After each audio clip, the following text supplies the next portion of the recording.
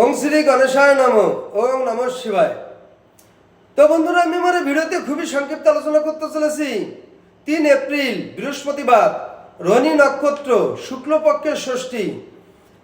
আজকের দিনটি প্রতিটা রাশির কি শুভ শুভ ফল পেতে পারে সেই সম্পর্কে খুবই সংক্ষিপ্ত আলোচনা।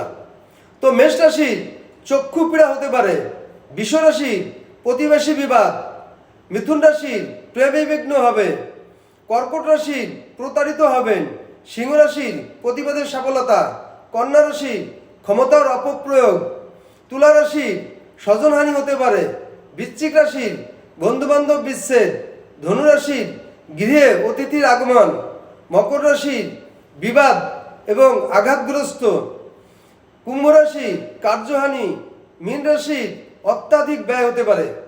তো বন্ধুরা, এই ছিল আমার এই ভিডিওর মূল সংক্ষিপ্ত আলোচনা। নমস্কার।